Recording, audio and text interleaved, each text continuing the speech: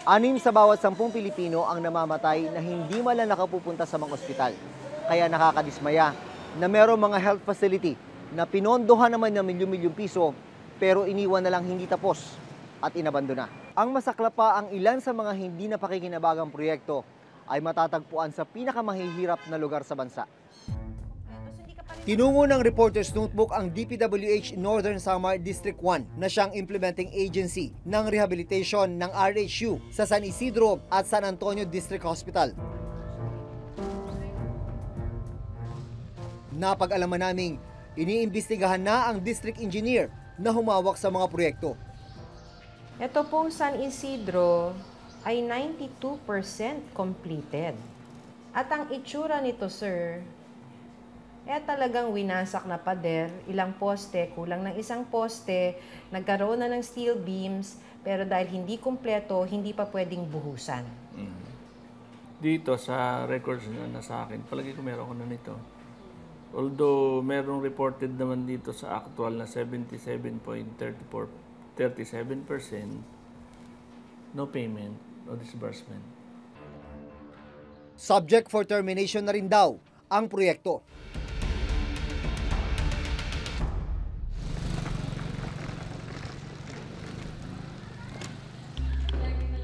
Base naman sa kanilang ginawang panibagong evaluation, hindi 70% kundi 34% completed pa lang daw ang San Antonio District Hospital. 5 million lang ang contract amount. Magkano po yung nakuha? 1,393,808.18, equivalent to 23.49%. Abandoned na po to. Abandon, and this is subject for termination also. Ang kumpanyang MLU Construction ang kontraktor sa rehabilitasyon ng San Isidro Rural Health Unit. Ang Ubas Construction naman ang kontraktor sa renovation ng San Antonio District Hospital. How is MLU related to the Ubas Construction? Anak yata to. Anak. Ang babae, Maricel pala. Nauna na naming pinuntahan ng ilang abandonadong school building sa Northern Samar. Ang dalawa sa mga nakategang pasilidad, natuklasan naming hinawakan din ng Ubas Construction.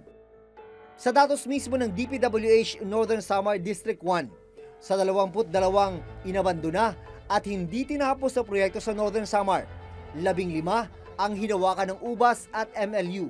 Halo-halo to. Halo-halo. Hospital at saka school buildings, merong roads, merong blood control.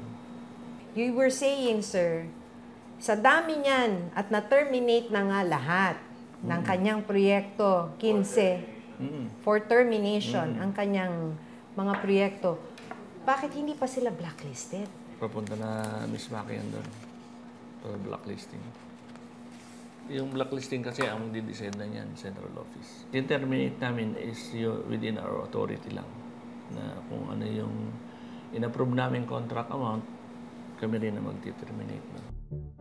Ang nakikitang problema ng isang legal expert sa public works, mabagal ang pagbablacklist sa airing contractors. Blacklisting should be faster, because there seems to be almost a judicial-like, court-like process in blacklisting. Actually, it's not good for the Business Awards Committee to initiate its own investigation for blacklisting, because that is something for the implementing agency.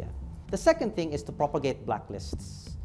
So I think there should be some sort of central database. It should be mandated. It should be compulsory. So that if a contractor is blacklisted in one agency, it should cascade to the others. And it should be at all levels. Ang isa pa raw butas sa batas sa Republic Act 9184 o Government Procurement Reform Act na sumasaklaw sa pagkuha o pagbid ng mga contractor.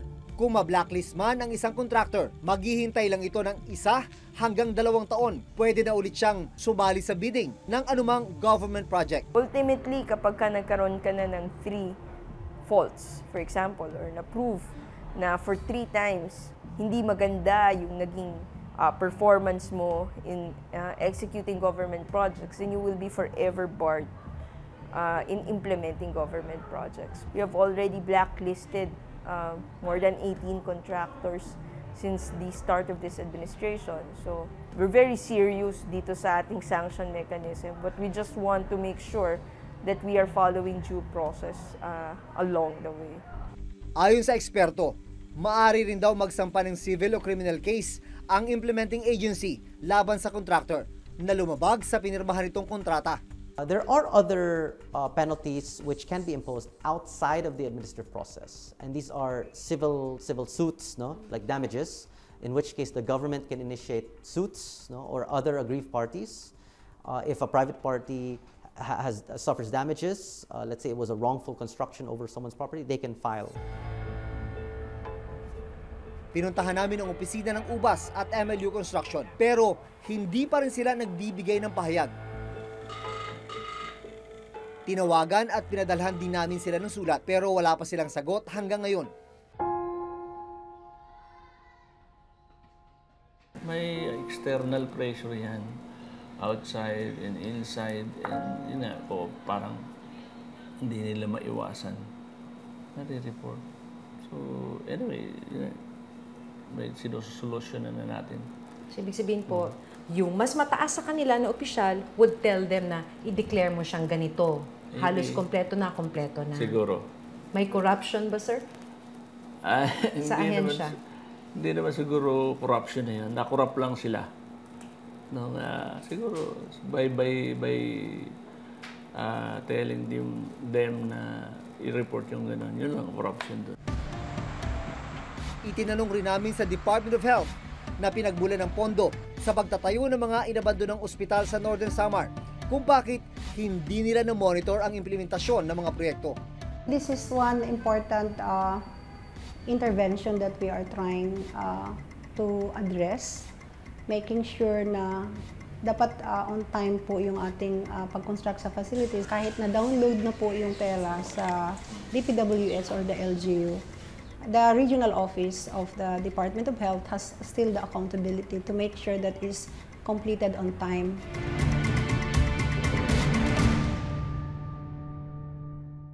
Ang pinuntahan ng Reporter's Notebook ay isa lang sa 2 distrito ng Northern Samar, ang ika-4 sa pinakamahirap na probinsya sa bansa. Nakita namin doon na kailangan ng mga residente ang mga health facility. Kaya nakakalungkot na makita na ang mga proyektong ito ay nakatenga at inabandona. Kaya ngayong eleksyon, dapat tama ang iboto.